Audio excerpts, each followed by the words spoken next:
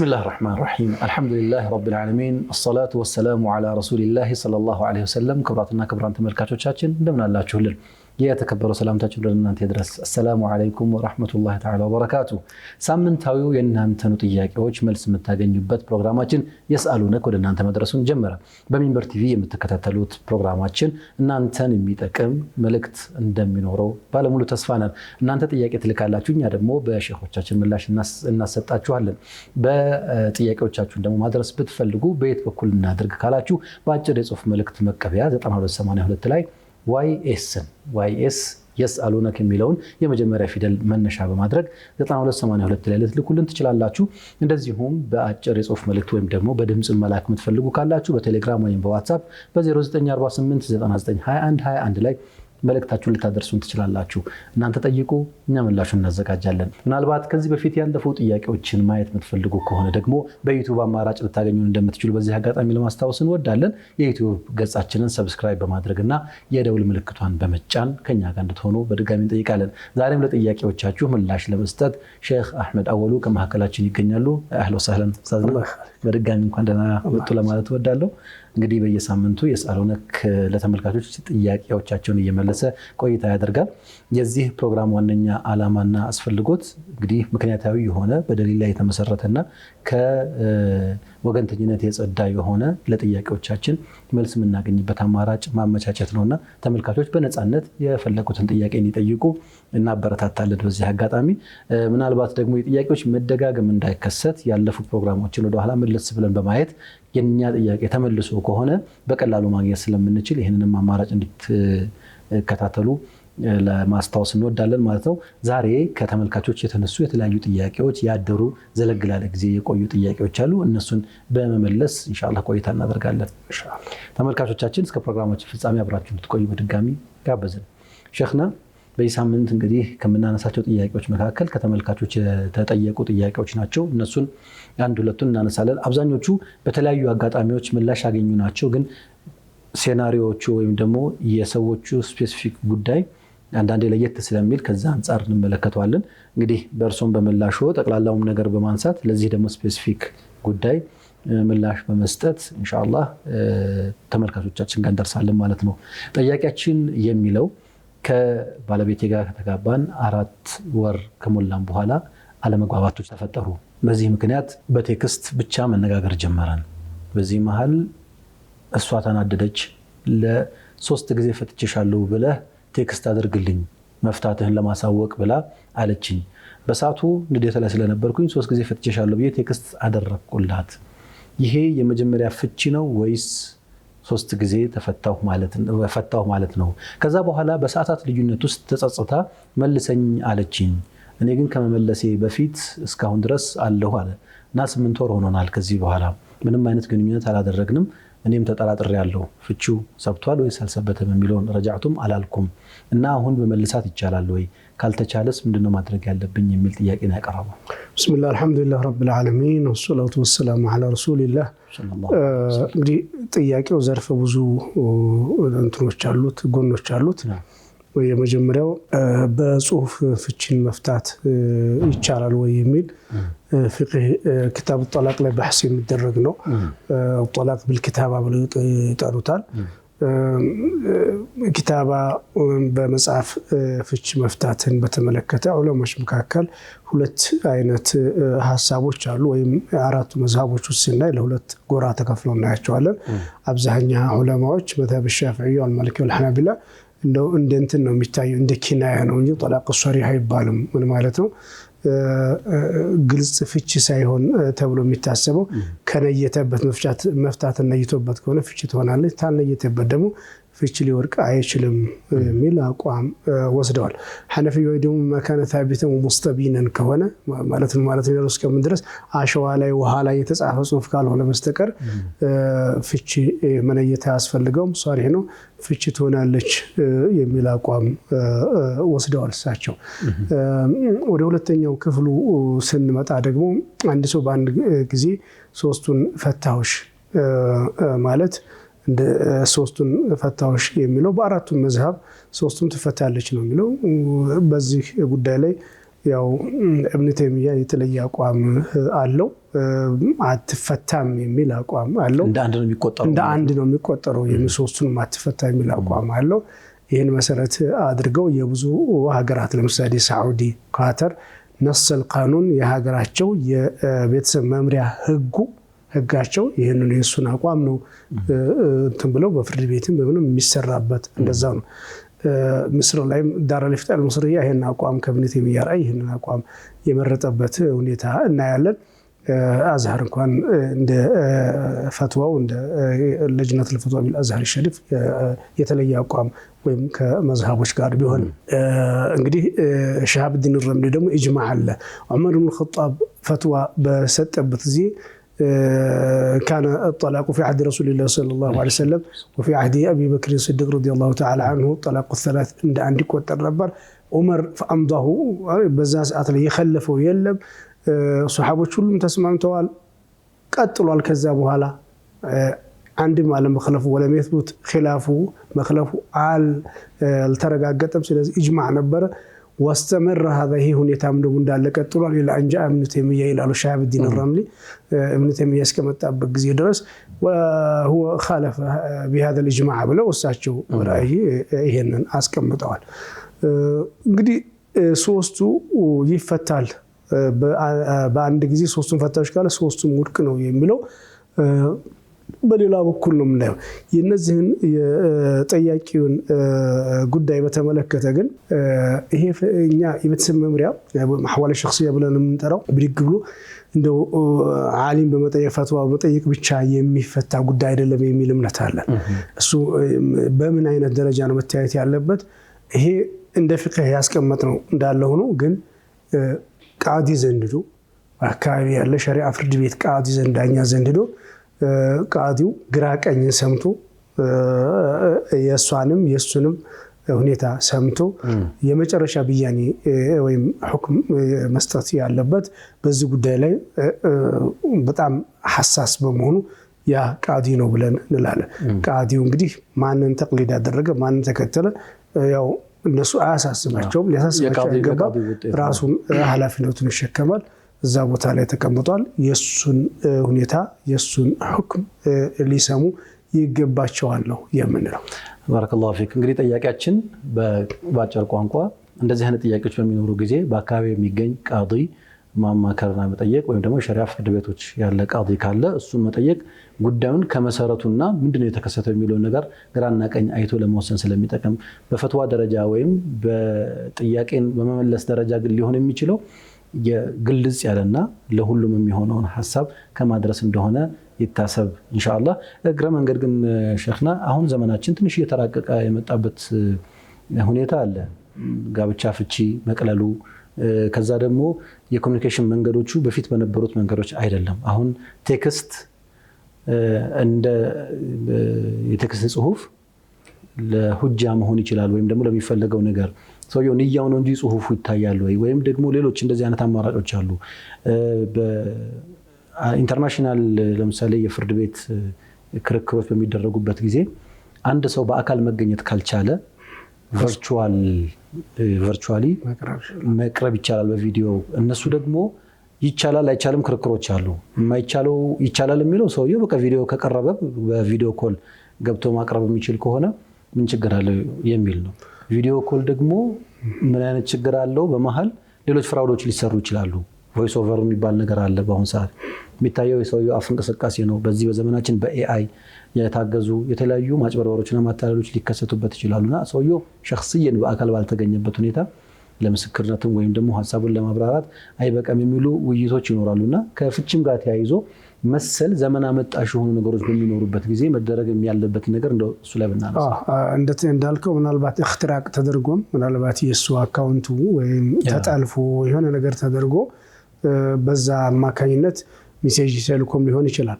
እርግጠኛ ግን እሱ መሆኑን ካወቀችና ካወቅን በኋላ ነው አሁን የምንለው ማለት ነው። ወደዛ በነገር ላይ የፍቺ ጉዳይ ብቻ አይደለም። አሁን አንተ እንዳነሳው ሌሎችም ለምሳሌ አቅድም ጉዳይ ለምሳሌ ይሄ ብቻ አይደለም። ስጦታ ጋር የተያዘ ነው። በአቅድል በኢላ አቅድ ሽራእ ላይ ሽያጭ ላይ ግዥ ላይ ሌሎችም ዕቁዶች ላይ ውሎች ላይ እንደ አጠቃላይ ስምምነቶች ላይ ፍቹ ላይ ብቻ አይደለም የምናየው ማለት ነው። ብዙ ነገራቶች ላይ ያው ይሄንን ዘመን ያመጣውን ቴክኖሎጂ ተጠቅሞ የሚደረጉ እንቅስቃሴዎች በዚህ መለኪያ ነው ልናያቸው ነው። ግለሰቡ ካለው ግለሰቡ ከፈጸመው ከተገበረው ያው አልኪታበቱ يعد كالتلفظ በዛን ሰበን ላይ ምንድነው መሰለ ባይደርሳት እንኳን ቢሰርዘው ፈታዎች ብሎ ሊጽፍ ነበር ቢሰርዘው እንዴት ይሻላል እስከማለት ድረስ ተናግረዋል።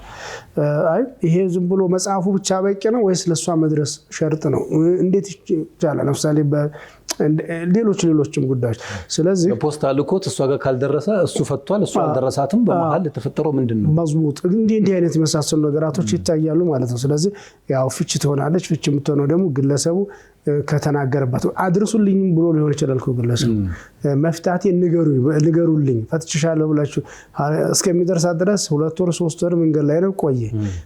ስለዚህ ዒዳው አልቋል። ከደረሰ በኋላ ከተፈታ ጊዜ ጀምሮ ያው ፍቹ ወድቋል። እሷ መስማቷ ሸርጥ አይደለም። ምናልባት መስማት ማትችልም ሰው ልትሆን ትችላለች። ግለሰቧ መናገር እንዴ መጽሐፍ ማንበብ ማትችል ልትሆን ትችላለች። ስለዚህ ወልኪታበቱ እንደው አመዛኙ ሁኔታ ስናየው በጽሁፍ መላክ በጽሁፍ ከደረሰ ለፍዙ ቃሉ ፍች ነው። ፍች ቃልን ከተጠቀመ ሷሪህ ነው ፍቹ ይወርቃል የሚለው እሱ አመዛኝ ሆኖ እናገኘዋለን። ግን ዝሮ ቃዲ ፊት ቀርቦ ቃዲው የሚሰጠውን ብያኔ መከተል ተገቢ ነው የምንለው። ባረከላሁ ፊክ። ተመሳሳይ ጥያቄ ወይም ተቀራራቢ ጥያቄ ደግሞ እንደዚህ አለ። ሰላም አለይኩም ወራህመቱላሂ ወበረካቱ። እንዴት ናችሁ ኡስታዝ? አንድ ጥያቄ ነበረኝ። ባለትዳር እህት ነበረችኝ። 2 ልጆችም ወልዳለች። ባለቤቷ በመጀመሪያ ሲጋቡ ጥሩ ነበር፣ ይሰግዳል፣ ባህሪው መልካም ነበር። ከጊዜ በኋላ ግን ወደ ተለያዩ ሱሶች መቃም፣ ሌሎችም ነገሮች ማድረግ ጀመረ እና መስገድም አቆመ። አልፎ አልፎ ጁምዓ ይሰግዳል። በዚህ ሁኔታ ሚስቱንና ልጆቹን ማሰቃየትና መበደል ይጀምራል። ሊደበድባት ይሞክራል። ብዙ ጊዜ ይሄን በሚያደርግበት ጊዜ ሸሽታ ወደ ጎረቤት ትሄዳለች። መጨረሻ ላይ ሲበረታባት እኛ ቤተሰቦቿ ጋር መጣች። ከወር በኋላ ሽማግሌ ይዞ መጥቶ ቤት ውስጥ እንድናስታርቀው ጠየቀ።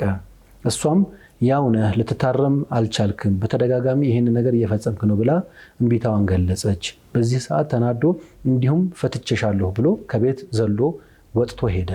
ከዛም በኋላ እሷ ሸሪዓ ፍርድ ቤት ሄዳ በተደጋጋሚ እንጋጫለን፣ መስማማት አልቻልንም፣ እሱም ፈትቼሻለሁ ብሎኛል፣ ስለዚህ ፍቺውን አጽድቁልኝ ብላ ጠየቀች። እንደዚሁም የሚገባኝ ሐቅ ካለ ንብረት ካለ መህሬንም ይስጠኝ ብላ ትጠይቃለች። ሸሪዓ ፍርድ ቤቱም ግራቀኙን ካስተዋለ ካየ በኋላ ወይም ቃዲው ካስተዋለ በኋላ ፍቺውን ያጸድቅላታል። ካጸደቀ በኋላ ግን ምንም አይነት የሚገባሽ መህርም ሆነ ልታገኙ የምትችው የንብረት ክፍፍል አይኖርም ብሎ ከለከላት። ምክንያቱም ፍቺውን መተሽ የጠየቅሽው አንቺ ነሽና የሚል ምላሽ ነው የተሰጣት። ይሄ በሸሪዓ እንዴት ይታያል ይላል። እንግዲህ አንድ ሴት ባሏ ከባኢር የሚሰራ ከሆነ ፍቺ የመጠየቅ መብት አላት እንላለን። ወይም ደግሞ ፊስቅ ሊባል የሚችል ተርክ ሶላት፣ ሹርብ الخمر ሌሎችንም ከባኢሮችን የሚሰራ ከሆነ ፍቺ የመጠየቅ መብት አላት። ሐቋ ነው በዛ ሰዓት ላይ ማለት ነው። ፈታ ትችላለች። የንብረት ክፍፍልን በተመለከተ ይሄ ሙቃሰማ የሚባለው ገንዘብ መካፈልን በተመለከተ በጋራ የተሰራ የተፈራ ነገር ካለ የመካፈል መብት አላት። እሷም ንብረት የማካበት የመስራት እንትን አስተዋጽኦ ካላት በአስተዋጽኦ ልክ ግዴታ እኩል አይደለም የምንለው። የሸሪዓ ህግ ፍትህ ነው። በእኩል ይካፈሉ አይደለም የምንለው። የሷን ሊበልጥ ይችላል። ሊበልጥ የሚችልበት መሰረቱ አሴቱ የሷን ሆኖ ሊሆን ይችላል። በኋላ የመጣው የተጨመረው ደግሞ በጣም አነስተኛ ከሆነ አብዛኛው የሷ ድርሻ ሊሆን ይችላል። ወይ ደግሞ ባልየው ብዙ ልፋቱ የሱ ነው፣ ብዙ ንብረቱ የሱ ነው። እሷም ደግሞ አብራ እየሰራች ያገዘ ነበር። አንዳንድ እናቶች ሴቶች ልጅን አሳድገናል፣ ልጅ ማሳደግ ስራ አይደለም አይደለም፣ እሱማ ልጅ ነው፣ ወልደሽ ይታደርጊዋለሽ። እናትነትን አግኝተሻል፣ እናትነት ነው እሱ፣ ጥሪትሽ ሀብትሽ እሱ እናትነትን ነው። በዚህ ሂደት ውስጥ ፍች በምትጠይቅበት ጊዜ በምትፈታበት ጊዜ ንብረትን የመካፈል መብት ያላት ሁኔታ አለ። አብራ ከሰራች አፈራች። እንደው ደግሞ እሷ የቤት እመቤት ሆና ቁጭ ብላ ከኖረ ደግሞ ንብረት እሷ ፍች በራሷ ብትጠይቅም እሱም ቢጠይቅም ቢፈታም ንብረት የማካፈል ግዴታ የለበትም ያልሰራችውን ንብረት። እንምጣ መጨረሻ ደግሞ መህርን በተመለከተ መህርን እሷ ፍች ከጠየቀች ባሏ ሲፈታት መህሬን ካልመለሽልኝ ወይ እንደ አይነት ገንዘብ ታልሰጠኝ አልፈታም እምቢ ካልሽኝ ብሎ ካለ ያወጣሁት ወጭ ካልከፈልሽ ካለ ከፈቀደች ከወደደች ያንን ከፍላ መፈታት ትችላለች። አለበለዚያ ደግሞ እሱ አልፈታም ማለት መብት አለው። እንግዲህ በዛ ሂደት ውስጥ ተፋተው ከሆነ ንብረት ወይም ኹልዕ የምንለው መጓለቅ ይሉታል በፍቅህ ገንዘብ ከፍላ ፍችን ከባሏ መውሰድ ማለት ነው። በዛ መንገድ ከሆነ እንደውም እሷ ንብረትን ልትሰጥ የምችልበት አጋጣሚ ይኖራል። ግን እሷ ፍችን ራስሽ ጠይቀሻልና ንብረት አትካፈይ ማለት እንደ ጥቅሉ በድፍኑ ግን ትክክል አይደለም።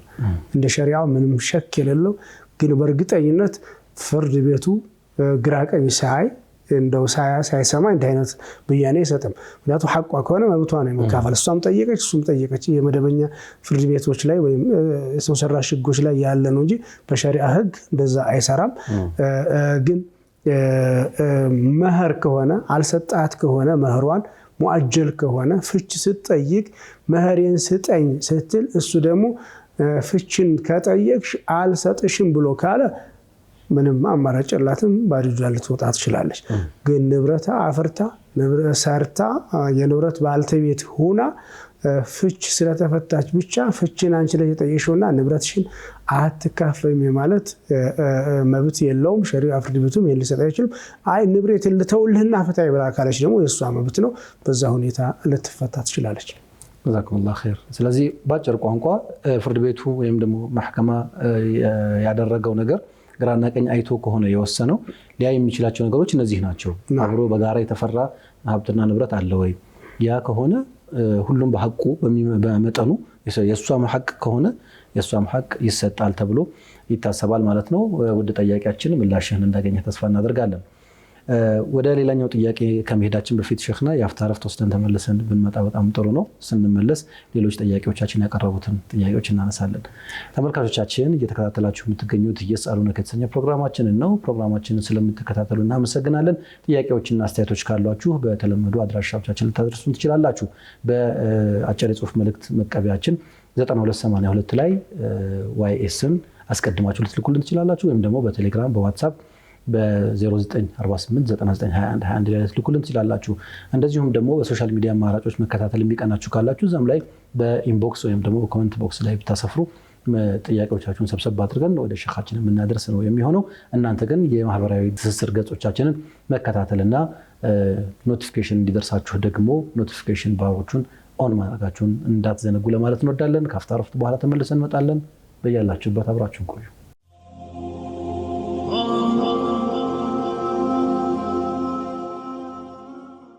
ክቡራትና ክቡራን ተመልካቾቻችን ተመልሰናል። በመከታተል ላይ የምትገኙት የስአሉነት ፕሮግራማችንን ነው በሚንበር ቲቪ። ፕሮግራሞቻችንን ስለምትከታተሉ በድጋሚ እጅግ አድርገን እናመሰግናለን። ሀሳብ አስተያየቶቻችሁን እንደተለመደው እንድታደርሱንም እንደዚሁ እንጠይቃለን። ከእናንተው የደረሱንን ጥያቄ ለሼኽ እያቀረብን ምላሽ እያገኘን ነው የምንገኘው። ከአፍታ ቆይታ በፊት ጠይቀናቸው የነበሩ 2 ጥያቄዎችን በአግባቡ እንደተመለሱላችሁ ተስፋ እናደርጋለን። ሼኽ ወደ 3ኛው ጥያቄያችን ኢንሻአላህ እንለፍ። ለዛሬ ወደ ተዘጋጀ ነው። አሰላሙ አለይኩም ወራህመቱላሂ ወበረካቱ። ኡስታዝና እንዴት ናችሁ? እኔ ይላል ትላለች ጠያቂያችን፣ ሴት ነች። እኔ ሁልጊዜ አንድን መልካም ስራ ስሰራ ወይም የተቸገረን ሰው ሳግዝ ሁሌ አላህ እኔን ስቸገር እንዲረዳኝ እያሰብኩ ነው። ጥያቄ፣ ሁሌም መልካም ሰርቶ ከአላህ ምላሽን ወይም ፈረጃን መከጀሌ የአኺራውን አጅር ያሳጣኛል ወይ?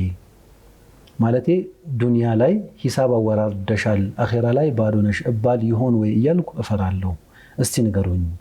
አላህ በእያንዳንዱ ምላሾች ላይ ሐሰናት ያብዛልዎት ብላለች። ቢስሚላሂ ረህማኒ ረሂም። እንግዲህ ነብዩ ሰለላሁ ዐለይሂ ወሰለም በሐዲሳቸው ምን ይላሉ? ሰናኢዑል ማዕሩፍ ተቂ መሳሪዕ ሱኢ የሚል ሐዲስ አለ። ተዓረፍ ኢለላሂ ፊረኻ ያዕሪፍከ ፊሽዳ ነው። በአላህ ጋራ በድሎትና በምቾት እየተዋወቅ የመከራ ጊዜ ያውቃል፣ የችግር ጊዜ ፈረጅና መኽረጃ ያበጅልሃል፣ እሱ ያገራልሃል ነው። ምንም ሸክ የለም። ሀል ጀዛኡል ኢሕሳን ኢለል ኢሕሳን ነው። ረብ العالمين እንደዛ ነው حتى ሌላ ቀርቶ እንኳን እኮ ሰው እንኳን በጎ ሲልልህ من صنع لكم معروفا فكافئوه በሌላ ባታገኙ እንኳን ጀዛከላሁ ኸይራ በሉት እንዲህ አይነት ነገር የሚላል ስለዚህ አላህ ከመከራ ይጠብቀኛ በዱንያ እንግዲህ ኒዕማ አላህ ሰጥቶ ኒዕማ እንዲጠብቅልህ ሰደቃ ሰጣለ ያው እንዳይቆጣብህ በሐላል ልጆች የተባረኩ እንዲሆንልህ በጥሩ ነስል እንዲወጣል ማፍሽ ማና የአኺራው አጅሩም ደግሞ ሊቀንስ የሚችል ጉዳይ አይደለም ዋናው ነገር ምንድነው ትልቁ ቁልፉ መፍታሁ አንተ አመለህ ለላህ ለአላህ ብለህ ብቻ መስራት ለአላህ ብለህ በምትሰራው ስራ የዱንያም ወረታ ልታገኝበት ይችላል የአኺራም ደግሞ من غير ان ينقص من اجرك شيء في الاخره ደግሞ አኺራም ሳይጎል ደግሞ አላህ ዘንዳ አጅር የሚያስገኝ ነገር ነው ምንም ችግር የለውም ኢንሻአላህ ምናልባት እቺ ጥያቄያችን የአኺራውን አልፈልግም ዱንያ ላይ ብቻ ክፈለኝ የሚል ስሜት ከሌላት صحيح አንዳንድ ሰው አለኮ እኔ እዚሁ እንትን ይበለኝ ያዛኛውን አላህ ዘንድ ተሳሰባለሁ የሚል ሰው እኮ አለ እዚህ በቃ ከዱንያ ላይ ከገጠመው ችግር የተነሳ እዚሁ ያለውን ብቻ መፈለግ የሚባል ነገር አለና እንደዛ እስካላሰበች ድረስ አላህ የንያን የልብ ነው የሚያየው ስለዚህ ንያን ማጥራት ነው ኢኽላስ እንዲኖር ማድረግ ነው የሚል ነው እህታችን እንደተመለሰልሽ ተስፋ እናደርጋለን ሌላኛው ጥያቄ እንደዚሁ እህት ነች ሰላም አለይኩም ጥያቄ ስለ ዝምድና መቁረጥ ነው ትላለች የባለቤቴ ቤተሰቦች መካከል ባለቤቴን እናቱንና ወንድሞቹ እንደዚሁ እህቶቹን የሚጠሏቸው ዘመዶቻቸው አሉ ምክንያቱ ባይታወቅም ከባድ ጸብና ጥላቻ በመሐከላቸው አለ ምንም እንኳን መልካም ነገር እየተደረገላቸው መላሾቹ በክፋት ነበር ሲህር እስከ መሰራራትና ለመገዳደል እስከ መፈላለግ ድረስ የሚዘልቅ ጸብ በመሐከላቸው አለ በዚህ መሃል ባለቤቴና ቤተሰቦቹ ከነዚህ የባሰ ነገር እንዳይከሰት በመስጋት ከዘመዶቻቸው ጋር ግንኙነታቸው ሙሉ በሙሉ አቋረጡ አይገናኙም አይጠያየቁም ጥያቄ ዝምድናን የቆረጠ ሰው ዱዓው ሙስተጃብ አይሆንም የሚል ሐዲስ ሰምቼ ነበርና የባለቤቴ ቤተሰቦች ይህን በማድረጋቸው ዝምድና ቆረጣችሁ ሊባሉ ይችላሉ ወይ እነሱስ እየተጎዱ መቀጠል ነበረባቸው ወይ በዚህ የተነሳስ ዱዓቸው ተቀባይነት አያገኝም ማለት ይቻላል እባካችሁ መልሱልኝ ብላለች እንግዲህ طبعا ዝምድና ለአሲልና من وصلك الله አንቺን ይቀጥላል በረህመት ይቀጥለው አላህ والذين يصلون ما امر الله ان يصل به እንግዲህ ዝምድናን መቀጠል በጣም ትልቅ ነገር ነው ረህመትን የሚያወርድ በላን የሚከላከል ጉዳይ ነው ዝምድናን መቁረጥ ደግሞ የአላህን ረህመት እንደመቁረጥ ነው እንዳይወርድ ማድረግ ነው አው እንግዲህ አንዳንድ ጊዜ አንዲ እንትን ከውስጥ አብዛኛው በተሰብ መሃል የሚፈጠር እንደ አይነት አለመግባባቶች አንዲ አሪማሙ ይፈጠርና ያ ይነጅሰዋል በተሰቡ ሙሉ ይነጀሳል ከዛ ወደ እንትን ፉጁር في الخصومም ወደዛ መሸጋገራል ከዛም በበለጠ ደግሞ ወደዚህ ጊል ወደ حقد ይባል ከመጠላላት ውስጣዊ የተቀበረ ደፊን የሆነ መጠላላት ይመጣል ይሄንን እኛ በሸሪዓችንም የሚፈታበት መንገድም አለ ከዛ ነው በአገር ባህልም እኮ በሀገራችን ብዙ የችግር መፍቻ ዘዴዎች ባህሎች አሉንና እንደው ከተቻለ በዛ ቢያንስ እንደው እንደ ድሮ ሷፍሑ ቢጠፋፉ መጣየቁ የመከራና የችግር ጊዜ በጎን በመቆም ደስታን አብሮ የመካፈል ባህል ያ በዛ ደረጃ አይነት እንኳን እንዲኖርና ለሚቀጥለው ትውልድም ጠቡን ለዓለማውረስ ለዓለማሻገር መጣር ይገባቸዋል አለው ከዛ መቀጠል ግን አንድ ሰው ضرر የሚያደርስበት ከሆነ ጉዳት የሚያደርስበት ከሆነ ጉዳቱ በማኩረፍ እንጂ የማይቋረጥ ከሆነ ዑለማዎች ማኩረፍ ይቻላል ብለዋል ጉዳቱን በቃ በዚህ በክንገር ከሱ ጋር ያለውን ግንኙነት ሙሉ በሙሉ በማቆምና በማቋረጥ ካልሆነ በስተቀር ضرሩ ወይም ጉዳቱን መከላከል የማይቻልበት ሁኔታ ከሆነ ማቋረጥ ይቻላል ዝምድናን ቆረጣችሁ ሊባል አይቻልም ነገር ግን እንደዛ ነው ወይ የሚለው ግን አሁንም በትክክል ማየት ነገሩን መመልከት ያስፈልጋል ብዬ አስባለሁ የአንዳንድ ሰዎች ጉዳዩን ከነሱ አንግል ብቻ ይመለከቱትና የራሳቸውን እርምጃ ይወስዳሉ።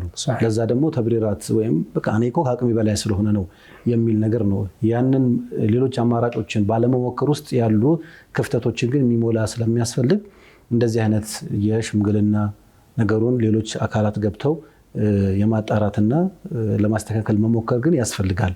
ያለበለዚያ በአንድም ይሁን በሌላ መልኩ ዝምድና የመቁረጡ ነገር ሊከሰት ስለሚችል ተብሎ ይታሰባልና ይህንን ማድረጋቸው ተገቢ ነው። ምናልባት የተጣላው አባትና እናት ሊሆን ይችላል፣ ወይም ደግሞ የአባወራዎቹ ሊሆኑ ይችላሉ። ልጆች ጋር ያለ ተግባር ግን ምንድን ነው መሆን ያለበት? የአባታቸውን ተከትለው እኔም አኩርሻለሁ የጠብ ደቦ የለውም። ጠብ እና ጥል ደቦ የለውም። በኸይር ነገር ላይ ነው ደቦ መተባበር መረዳዳት እንጂ አባትና አጎት ስለተጣሉ አንተ አጎትን ማኩረፍ ወይም አክስትን ማኩረፍ ተገቢ አይደለም። ሲሆን ያ ነገር እነሱ መሀል ያለው ነገር እንዲስተካከል እንዲታረቅ በመስመሩ በቦዩ እንዲፈስ የማድረግ ኃላፊነት አለ የምትችለው። ያን ካልቻልክ ደግሞ አንተ ገና አባት ጋራ ወይም የሆነ ላንተ ይቀርበኛል ያልከው ዘመድ ጋር ወግነህ ሌሎችን ማክሮፍ፣ ሌሎችን መዝጋት ወይ ደግሞ ከነሱ ጋር መቆራረጥ ይሄ ዝምድናን መቁረጥ ነው። ይሄ አላህ ዘንዳ የሚያጣላ ተግባር መሆኑን ልናውቀው ይገባል። ቀደም እንዳለው ከተኮራረፉ እንኳን መሆን ያለበት እነዛው የተጣሉ ሰዎች ናቸው እንጂ በዛው የጠብደቡ ወይም የህብረት ጸብ የለም። የህብረት ጸብ መሆን የለበትም። ግን እኮ እዚህ ጋር አንድ የሚፈጠር ፓራዶክስ አለ ወይም አለመግባባት አለ። ለምሳሌ እኔ የቤተሰቤ አንድ አካል ከሆነ ሰው ጋር ይጣላል። እኔ ደግሞ ከዛ ከተጣላው ሰው ጋር በሌላ መንገድ የምገናኝ ከሆነ በተቃራኒው ለኔ ክብር ስለሌለ እኔ የጠላሁትን ሰው እኔን የበደለኝን ሰው አንተ እንዴት አድርገህ ነው የምትንከባከበው? እኛ ቤት እንደዚህ አይነት ነገር ተከስቶ አንተ ግን ለዛ ቤት እንዴት እንደዚህ ታደርጋለህ የሚል መጠይቆች ይኖራሉ። ትክክል አይደለም ነው ይሄ ፎርሙላ ትክክል አይደለም ነው መሆን ያለበት። ምንድነው አሁን አዎ ዛሊም ነው ብለህ የምታስበው አካል ካለህ እጁን ይዘህ ማስቆም ከቻልክ ታስቆመዋለህ። አለበለዚያ ግን አንተ የጠቡ አካል ወይም በደል ሳይደርስብህ ወይም ደግሞ መዝሉም ሳትሆን ወይ ደግሞ የጠቡ አካል ሳትሆን የጠቡ አካል ለሆን በግዴታ ማለት ተገቢ አይደለም እሱ። እና ስለዚህ ሄዶ እሱ ጋር መነጋገሩ እኔ እንደውም የተበደለው ሰው እኔ ጋር አብራችሁኝ ሌላውን ሁሉ አኩርፉ ማለት ጤናማም አይደለም። ስለዚህ ጥፋቱን እሱ ዘንድ እንዳለ ነው የሚያመላክተው። አዎ እሱ ተበድሎ ከሆነ ሌሎቹ አልተበደሉ ለምንድን ነው አብራችሁ ተጣሉ ማለት? በደል ያልተሰማችሁም አይነት ነገር የኔ በደል መስሎ አልታያችሁም እኮ። ዙልም እየተሰራበት ከሆነ ዙልሙን በማስቆም እንግዲህ ያለፈ ነገር ነው አይደል? ዙልሙ በማስቆም ተጎኑ ሊቆሙ ይገባቸዋል። ዙልሙን በማስቆም በደሉን በማስቀረት በመቃወም ማለት ነው። እንሱር አኸከ ዛሊመን ወመዝሉመን ነውና። ነገር ግን አብቅቷል፣ ነገሩ ተጠናቋል። ከዛ ውጭ ግን የሱን ሮሮ ተካፋይ ሁኑ ማለት ጤናማ አይደለም እሱ።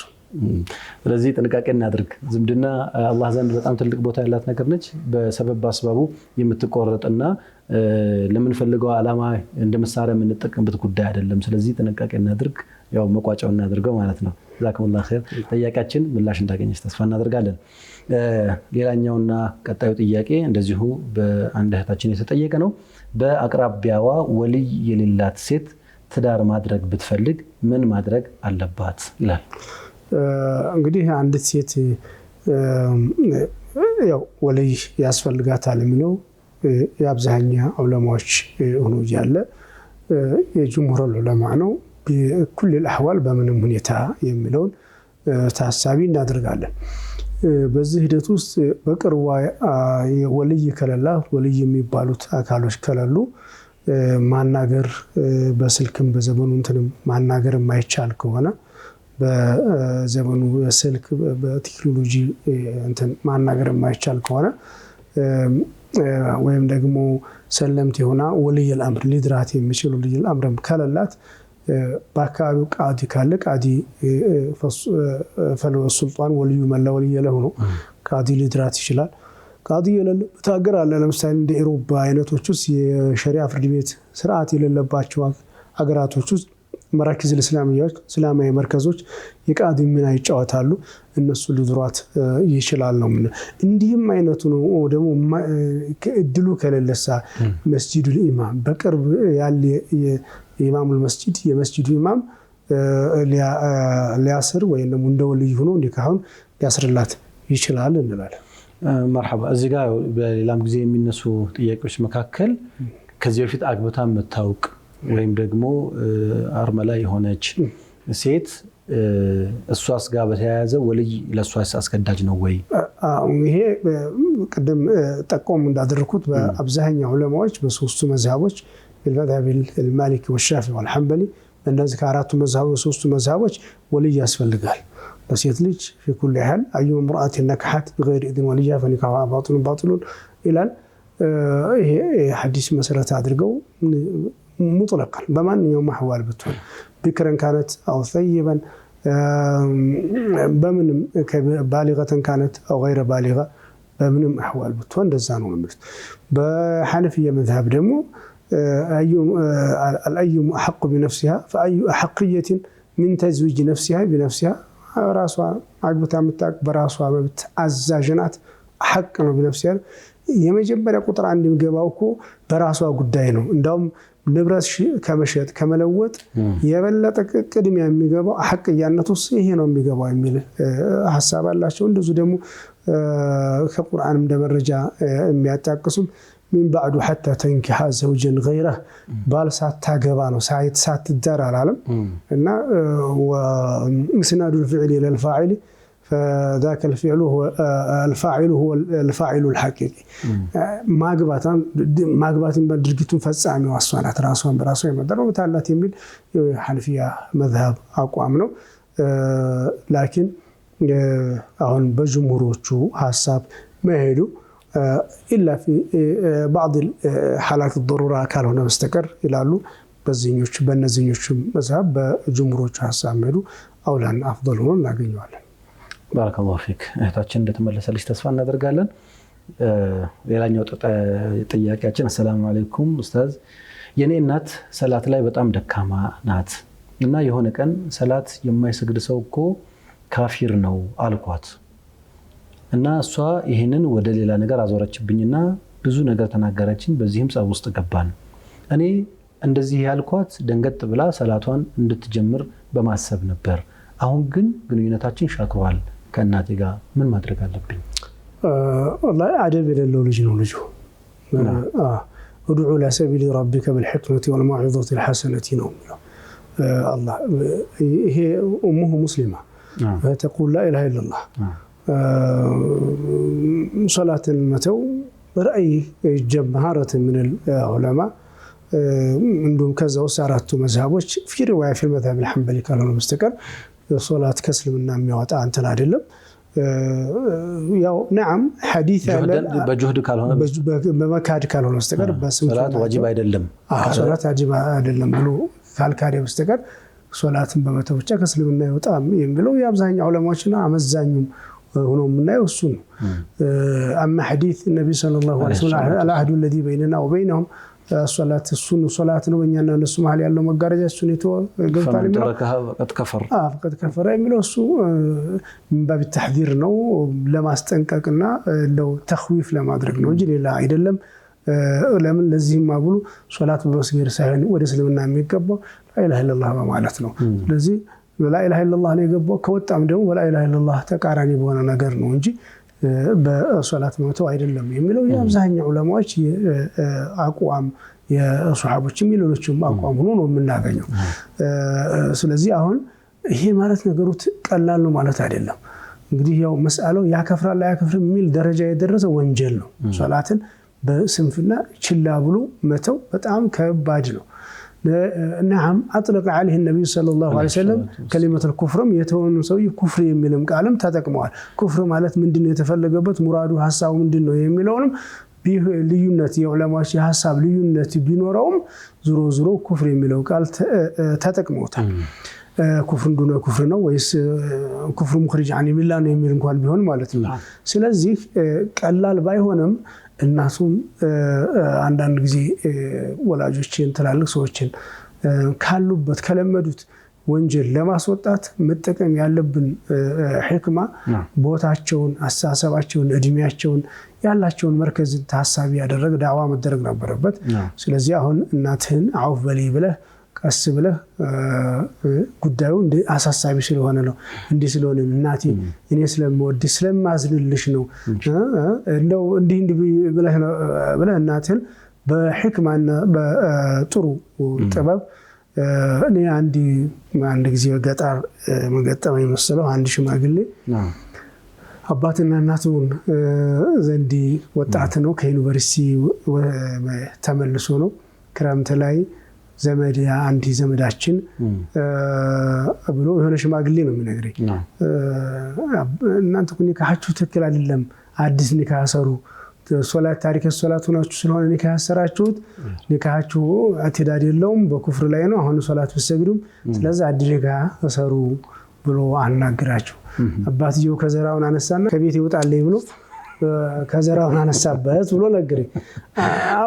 ወጣትነት ውስጥ ያለው ተኩስነቱ አዋቂቡን አንዳንድ ጊዜ የሚያስከትለው መዘዙን ጉዳቱን ሳያመዛዝን እንዲህ አይነት ነገር ውስጥ ይገባልና አሁንም እናትህን ቀስ ብለህ ቀላለው ማለት አይደለም በጣም ከባድ ነው ሶላት መተው ግን ቀስ ብለህ በሕክማና በመውዒዘተ ሐሰና መምከር የሚገባሃል አይገባሃል አሁንም በዛ መንገድ ወደ እስልምና አኪድ ላኢላሃ ኢላላህ የሚል ሶላትን የማይወድ የለም ባህሪ ሆኖበት መዳከም ነገር ሊኖር ይችላል ለእናትህም ልታዝንላቸው ይገባል ኢንሻአላህ ባረከላሁ ፊክ መላሻችን እንግዲህ ያው ትልቁ ነገር አንደኛ እዚህ እናት ነች ሁለተኛ ጉዳዩ መስአላው ቀጥታ እንደዚህ በፊት ለፊት የሚነገር ሆኖ ሳይሆን ያንዳንዱን መርሐላ ማወቅ የሚጠበቅ ነውና ይሄንን ጥንቃቄ ማድረግ ይጠበቅብሃል የሚል ነው አላህ Subhanahu Wa Ta'ala ሐቁን መንገድ ይምራን እናትህን አፉታ ጠይቀህ እንግዲህ ከእናታችሁ ጋር በሰላም የምትቀጥሉ እናትህንም አላህ አግርቶላት ደግሞ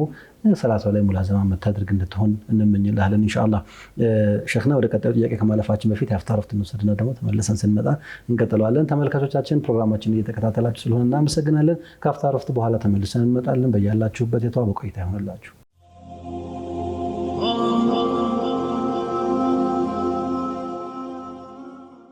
ተመልሰናል ክብራትና ክብራን ተመልካቾቻችን የሳሉነክ እንደው መከታተል ላይ የምትገኙት ለጥያቄዎቻችሁ ምላሽ የምታገኙበት ቦታ በሚንበር ቲቪ ተከታተላችሁ ስለሆነ እጅግ አድርገን እናመሰግናለን በሌሎች የሶሻል ሚዲያ አማራጮችም ይሄን ፕሮግራም የምትከታተሉ ካላችሁ ሐሳብ አስተያየቶቻችሁና ጥቆማዎቻችሁን በተለመዱ አድራሻዎቻችን ልታደርሱን ትችላላችሁ ፕሮግራማችንን ስለምትከታተሉ አመሰግናለን ሸኽና እንግዲህ ለዛሬ ከጥያቄዎቻችን የተላኩ ጥያቄዎችን ነው እያነሳን እየተወያየን የምንገኘው አንድ ጥያቄ እንደዚህ ይላል አሰላሙ አለይኩም ወራህመቱላሂ ወበረካቱ ያ ሼኽ አንድ ጥያቄ ነበረኝ ጥያቄው በእስልምና ድለላ እንዴት ይታያል በውስጡ ያሉ ብዙ ከእስልምና የወጡ ነገሮች የሚስተዋሉበት ስለሆነ እንዴት ይታያል ይላል እንግዲህ ድለላ እንደማንኛውም ሐላል ከስብ ነው እንደ መነገድ ነው እንደ መሸጥ እንደ መግዛት ነው በዚህ በመሸጥ በመግዛት ውስጥ በንግድ ውስጥ ያው በዚህ በሂደት ውስጥ حرام ሊቀላቀለው እንደሚችል ድለላም حرام ይቀላቀላል ላኪን ግን አስሉ ሰምሳራ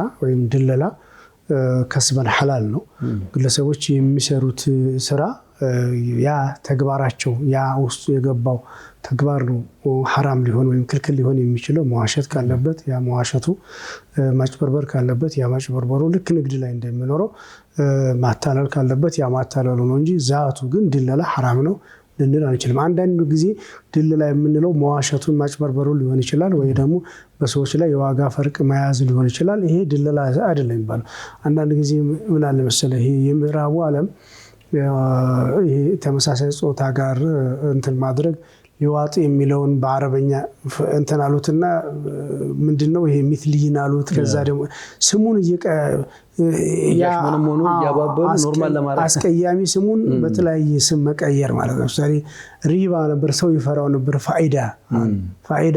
ፋይዳ ኮት ችግር የለውም ፋይዳ ነበር ግን ሪባውን ፋይዳ ብለው ጠሩት እና እንደዚህ አይነት ነገር ስለሚሆን ያው ስሙ መቀየሩ ወይም ደግሞ አንዳንድ ጊዜ የሐላል ስም እንትናን ምንድነው ዶክተር መሐመድ ዑመራ ስለ ኸምር ሲያወሩ ረሂመሁላህ المشروب الروحي ብለው ይጠሩታል አሉ። መንፈሳዊ መጠጥ ኸምር እኮ ነው المشروب الروحي ምን ሩሂ ነው አላ ሩሂ ነው እንጂ ሩህን የሚያጠፋ ነው እንጂ እና ስሙ አይደለም። አንዳንድ ጊዜ ድለላ የሚባለው ድለላ ሳይሆን መዋሸት፣ ማጭበርበር፣ ማታለል፣ የሰዎችን ገንዘብ ያላግባብ መብላት የሚለውስ የሚገባ ነው እንጂ ድለላ ግን በአስሉ ፈላጊና ተፈላጊን ማገናኘት በዚህ ውስጥ መጠቀም በሸሪዓው የተከለከለ አይደለም። አሁን ልክ እንደ ንግድ ደግሞ ضوابጦች አሉት፣ ገደቦች አሉት፣ መለኪያዎች አሉት። በእነዛ መለኪያዎች ውስጥ ማለፍ ግን እንግዲህ ይጠበቅበት። ልክ ንግድ ሽያጭ ላይ አርካኑል ቡዩዕ የምንለው ሽሩጦች አሉት፣ መስፈርቶች አሉት። እንዲህ እንደምንለው ሁሉ እዚህም እንደዛ ነገር አለ። ድለላ በዛቱ ግን ክልክል አይደለም፣ ከስበን ሐላል ነው የምንለው። ማሻአላህ። ያው ብዙ ጊዜ ደላሎች የሚታወቁት ነገር በማጋነን ያልሆነ ነገር ነው ብሎ በማቅረብ እንዴት ያሉ መልካም ቤት ሴትዮ ቤት ለማከራየት ይወስድና ሰውየው እንዴት ያሉ መልካም ሴትዮ መሰሉ እንዴ እሳቸው ቤት የገባ 2 ዓመት 3 ዓመት ነው የሚቀመጠው ብሎ ይላልና ምንድነው ለማዋደድ ቤቱን ሳይከራይ እንዳይሄድ ለማድረግ የሚጠቀሙበት መንገድ ነውና እነዚህ ነገሮች መኻለጣቸው ስራውን አይደለም ይሄ ነገሩ ነው ትክክል አልሆነው ብለን ማለት እንችላለን። እግረ መንገድ ምናልባት ሼኽና ካነሱት አይቀር በተለይ የቤት ሰራተኛ የሚደልሉ ሰዎች ጋር የሚነሳ ተደጋጋሚ የሆነ ሮሮ አለ። የቤት ሰራተኞች ከተለያዩ ቦታዎች ይመጣሉ። በድለላ ከስራ ካገኘችውም ልጅ ያገኛሉ፣ ከቀጣሪውም ያገኛሉ። ይሄ ማግኘታቸው በስምምነት ስለሆነ በሸርጣቸው መሰረት ሊስተናገዱ ይችላሉ። ግን ምን አይነት ሳቦታጅ እንዳለ ይነገራል። እዛ ሜዳ ላይ እነሱ ቶሎ የእንትን እንዲያገኙ የድለላ እንዲያገኙ በየ3 ወሩ ከዛ ቤት እንዲወጡ የመጎትጎት ቀጥታም ባይሆን ተዘዋዋሪ እንዴት ነው ቤቱ ተመቸሽ ወይስ የተሻለ ቤት እኮ አለ የማለት እንደዚህ አይነት ቀጥታ እንድትወጣ መገፋፋት ውጪና ያስገባሻለሁ ምናምን ሳይሆን መጀመሪያ ስልኳን ይዛሉ። ልክ ቤት ከገባች በኋላ ለሷ አዝነው የሚጠይቁ የመሰለ ይደውለው ይጠይቁና እንዴት ነው ቤቱ ተመቸሽ ወይ እንትን ሆነ ወይ ያስለፉሻል ወይ ካልሆነ ቀለል ያለ ቤት አለ እንደዚህ አይነት እንትን ያደርጉና በዚህ ተዳውል ውስጥ እነሱ ትርፋቸውን ማክሲማይዝ የማድረግ ስራም አለና እንደው እነዚህንም ብናነሳቸው والله خيانه ነው ክዳት ነው ግለስ يعني በእንዲህ አይነት መንገድ የመጣ ከስበም በእንዲህ አይነት የተገኘ ገንዘብ ጠቃሚ አይደለም። አላህም ዘንድ የሚያስጠይቅ ነው። ለራስም ለጤናም ለልጅም ጥሩ ነገር ያልሆነ ነው። ان الله لا يحب كيد الخائنين ነው። ኸያና ነገር ነው እየሰሩ ያሉት ተገቢ አይደለም። ይልቁንም እንደው ለሷም ሁለተኛ ፊት 3 ፊት የሰው ፊት ማሟሸት የሚባለው ማስቸጋሪ ነው። እንደው ችግር ከገጠማቸው ቢፈቱላቸው ጥሩ ነው። አሁን የሚያሰቃዩ የሚበድሉ አሰሪዎች ካሉ ደሞዝ የሚከለክሉ አሰሪዎች ካሉ በዛ ጉዳይ ላይ ቢያግዟቸው ጥሩ ነው። አንዳንዶቹም ተከፉባቸው ደግሞ ሌላ ስራ ቢያስገባቸው ጥሩ ነው። ግን ከዚህኛው አስወጥቶ ሲያበቃ ሌላ ቦታ ለማስገባት የሚደረግ እንደ አይነት ከስብ ሱህት ነው፣ ሐራም ነው፣ ክልክል ነው፣ አላህን የሚያስቆጣ ነው። አላህን ሊፈሩ ይገባቸዋል። በሐላል ያገኙት ከስብ ይሻላቸዋል። በረካ የሚሆነው እሱ ነው። የተሻለ ከስብ የሚሆነው እሱ ነው። ባረከላሁ ፊክ። እንግዲህ እባካችሁ በደላላ ስራ ላይ የምትገኙ ሰዎች የበርካታ ሰዎችን ቀልብ እየሰበራችሁ ስለሆነ እንደዚህ አይነት ከአላህም ጋር የሚያጣላ ከደንበኞቻችሁም ጋር የሚያጥቃቅር ነገርን ባለማድረግ እንድትተባበሩ ለማስታወስ እንወዳለን። ወደ ቀጣዩ ጥያቄያችን ሂድ ሼኽና። አንድ ጥያቄ ነበረኝ። ጎረቤቶቼ እስልምና እምነት ተከታይ አይደሉም። ልጆቻቸውን ክርስትና ማስነሳት በሚፈልጉ ጊዜ ጎረቤቶቻቸውን ይጠራሉ፣ እኛም እንጠራለን። ከሚጠሩት ጎረቤቶች መካከል ሙስሊሞችም ስላሉ ለሙስሊሞች የሚዘጋጀውን ምግብ እና ቡቅሪ እኔ ዘንድ እንዲዘጋጅ ያደርጋሉ ወይም ይጠይቁኛል። እዚህ ሰዓት ላይ ምን ማድረግ አለብኝ? የእስላም ይዘጋጅ ተብሎ የሙስሊም ይዘጋጅ ተብሎ ሲነገር በግም የሚታረደው እኔ ጋ ነው፣ ቡቅሪም የሚዘጋጀው እኔ ዘንድ ነው። እዚህ ሁኔታ ላይ ሆኜ ምን ማድረግ አለብኝ? ጎረቤቶቼን ማስከፋት አለብኝ ወይስ ምን አይነት እርምጃ መውሰድ አለብኝ? የጎረቤት ሐቅ እንዴት ነው የሚወጣው ትላለች። እንግዲህ ጎረቤት ለጎረቤቱ ያለበት ሐቅ አለ።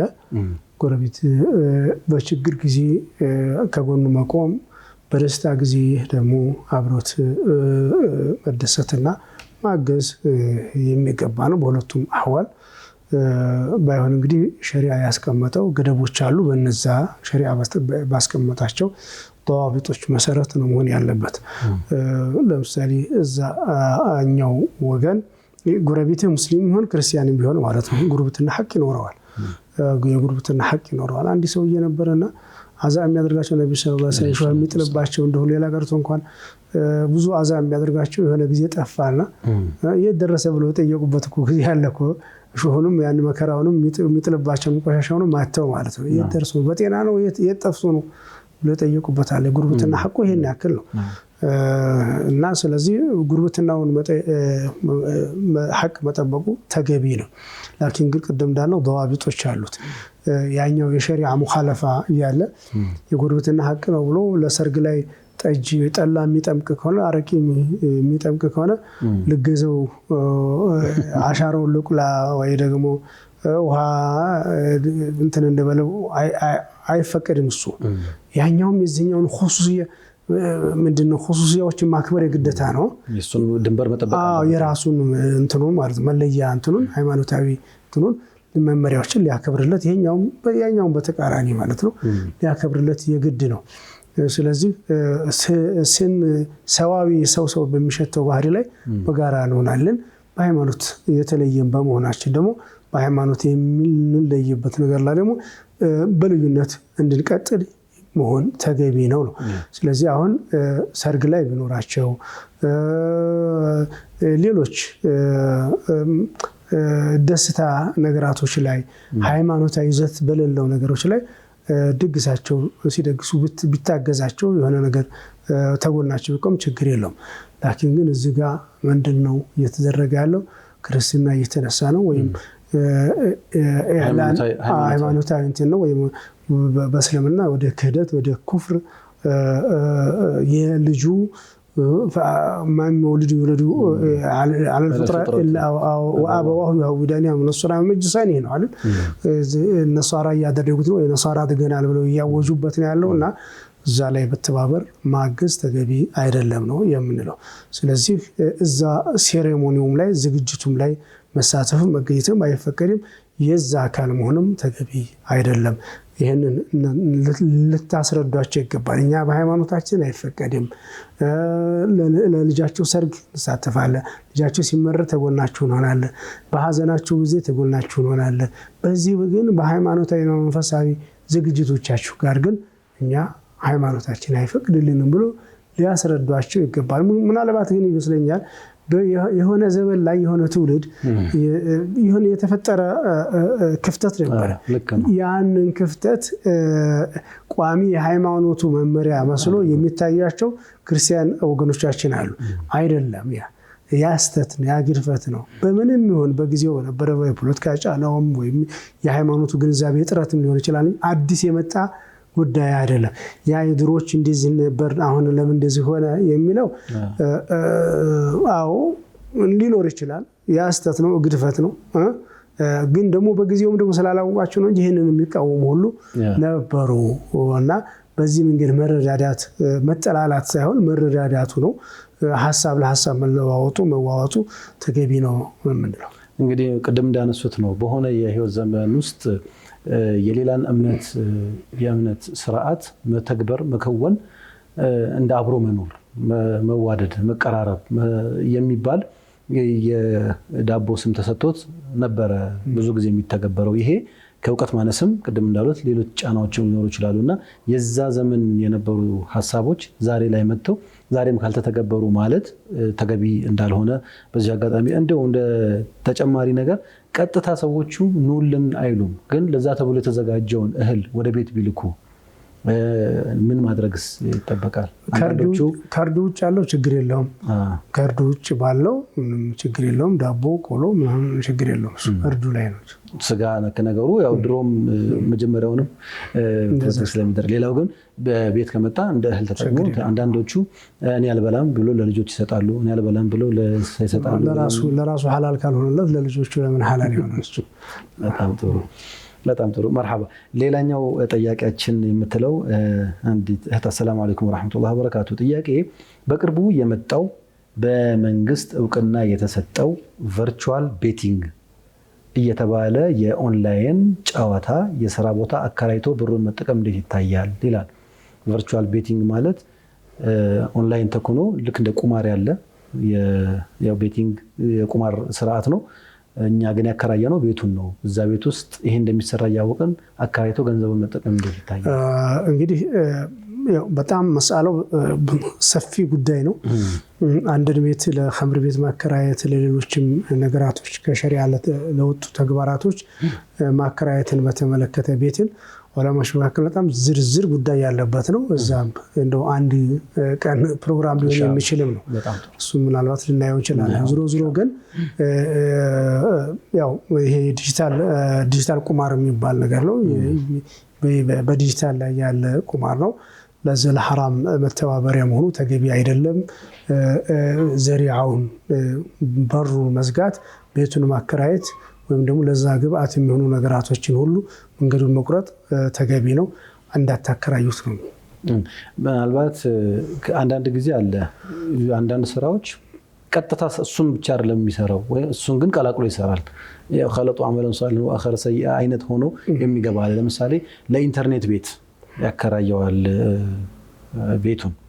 ኢንተርኔቱ ላይ ግን እንደዚህ አይነት ስራዎች የሚሰሩ ከሆነ እዚህ ውስጥ እንደዚህ ነገር ስለሚሰራ ብሎ ቤቱን ከእንደዚህ አይነት ነገር ማጥራት ይቻላል ወይ? እሱ ሁሉ ከሐላል ከሆነ ችግር የለውም። እንግዲህ ለምሳሌ አንድ ግለሰብ ምን ሊሆን ይችላል መሰለህ? ግለሰብ መኖሪያ ሊከራይ ይችላል። غير ሙስሊም ነን ሙስሊም ይከራየዋል። ግን አንዷን ክላስ ጸሎት ቤት አድርጎ ሲያበቃ በሽርክያት ሌሎች ነገራቱ ሊሰራበት ይችላል። ብዙ ማዕት ነገር ማዕሲያ ሊሰራበት፣ ኩፍር ሊሰራበት ይችላል። እንደዛ ነው የምናየው። ምናልባት እንዳልከው ኢንተርኔት ቤት አከራይቶ ኢንተርኔት ውስጥ ብዙ ፈዋሕሽ የሚያዩበትና ይህን የሚያሳዩ ሰዎች ሊኖሩ ይችላሉ። ግን በዚህ ሹህራ ካለውና የታወቀ ከሆነ ኪራዩን ማውጣት እና ማቋረጥ ተገቢ ነው የምንለው። ነገር ግን ውሉ ደግሞ ለዚሁ አሁን ለተባለው ለዲጂታል ቁማር ወይም በዚህ አይነት መንገድ ስሙን ማንም ይበሉት፣ ለምሳሌ ምን እንደማለት መሰለ ለግሮሰሪ አከራይቶ እዛ ውስጥ እኮ በጣም ከመጠጡ እስከ ቢራ ውጭ ብዙ ሽሮ ሊሸጥ ይችላል፣ ምናምን ሊሸጥ ይችላል፣ ምግብ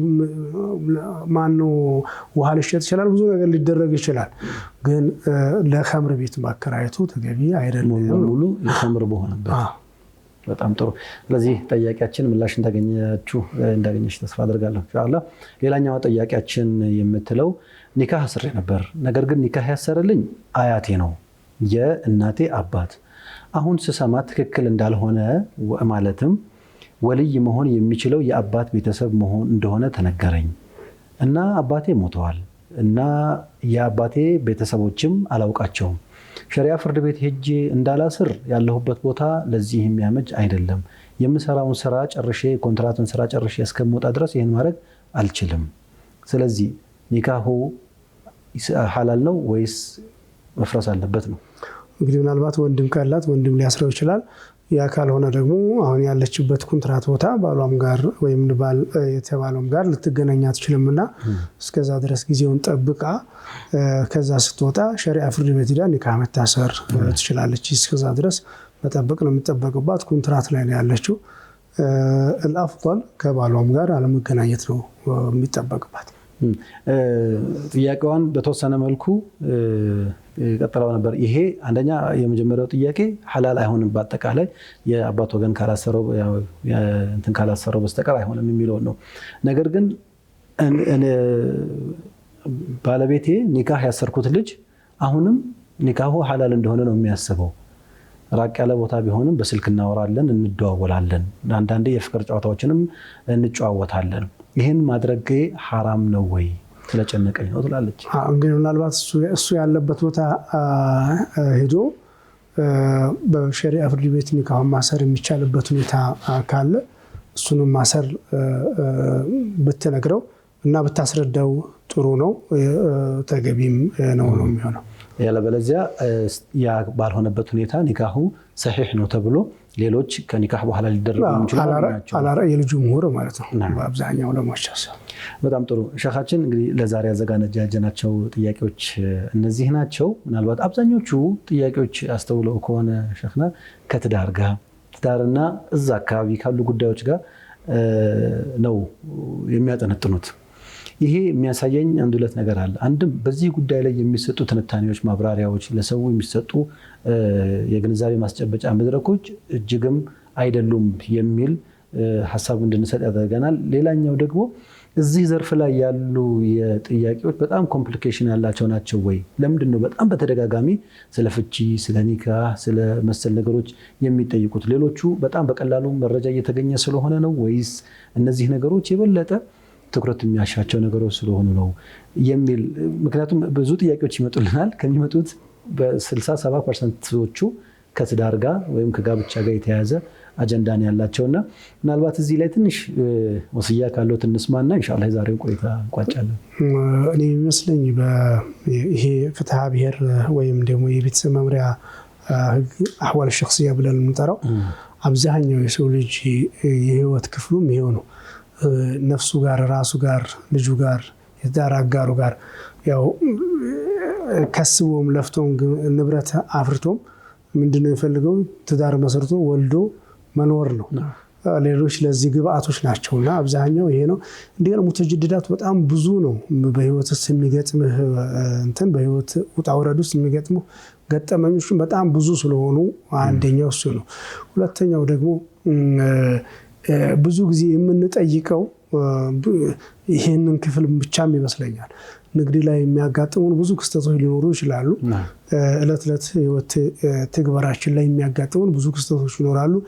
እነዛን ያው በገንዘብ የታጀው ሙግሪ ስለሆነ ብዙ ጊዜ ላናወጣቸውም ወይም ላንጠይቅባቸው የምንችልበት ሁኔታ ስላለ ነው እንጂ ይሄኛውም ክፍል ቀላል አይደለም።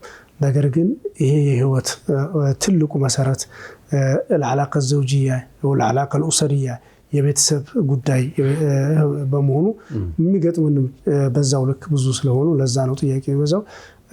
ይሄ እንግዲህ ያው በአንድ በኩል ጥሩ ነው ብዬ አስባለሁ። ሰው አሳስቦት ዲኑ አስጨንቆት ሐራም ነው ሐላል ነው የሚለውን መጠየቁም በጣም ደስ የሚል ነው። ከትውልድ ደግሞ ሲመጣ ደግሞ የተሻለ ግንዛቤ እየኖረው ይመጣል የሚል ግምት አለኝ። ባረከላሁ ፊኩም። ተመልካቾቻችን እንግዲህ ጥያቄዎቻችሁ በአብዛኛው እንደተመለሱ ተስፋ እናደርጋለን፣ ወይም ሁሉንም ሸኻችን አብራርተው መልሰዋል። ሌሎች ተጨማሪ ጥያቄዎችም ካሉ በተለመዱ አድራሻዎቻችን ልትልኩልን ትችላላችሁ። በዚህ አጋጣሚ ጥያቄዎቻችሁን ስትልኩ በተቻለ መጠን ቅልብጭ አድርጋችሁ በሚገባ መልኩ ብትልኩ ጥሩ ነው። እኛ በራሳችን መንገድ እንድንረዳው ባታደርጉት ጥሩ ነው። ሌላው በምትጽፉበት ጊዜ በጣም ዝርዝር ነገሮችን ከጻፋችሁ ይሄ ትንሽ ይከብዳል፣ እዚህም ዘርዝሮ ለመወያየት ስለሚያስቸግርና የጥያቄውን ፍሬ ሀሳብ በማድረግ ብትልኩልን ጥሩ ነው። በድምፅ ምትልኩም በተመሳሳይ መልኩ በጣም ባታረዝሙትና ሀሳባችሁን አጠር አድርጋችሁ በመግለጽ ለሚያነበው ሰው ወይም ደግሞ ጥያቄው ለሚቀርብለት ሰው እንዲጋር አድርጋችሁ እንድትልኩ ለማስታወስ እንወዳለን። አላህ ሱብሓነሁ ወተዓላ እኛም በተናገርነው እናንተም በሰማችሁት የምንጠቀም ያድርገን። የሚቀጥለው ሳምንት ላይ ተጨማሪ የእናንተኑ ጥያቄዎች ይዘን ከሸኻችን ጋር ቆይታ የምናደርግ ነው የሚሆነው። ሸኽ ሹክራን ጀዛኩሙላሁ ኸይር። አላህ እንግዲህ ሐቅ የተናገረን መልካም ያደረሰን ያድርገን። ተመልካቾቻችን የዛሬው የሰአሉን ፕሮግራም በዚሁ ይጠናቀቃል። ከመላው ስቱዲዮ ባለሙያዎች ጋር በመሆን ስንብታችን በጋራ ነው የሚሆነው። አላህ የሳምንት ሰው ይበለን። ጀዛኩሙላሁ ኸይር። ሰላሙ አለይኩም ወራህመቱላሂ ተዓላ ወበረካቱ።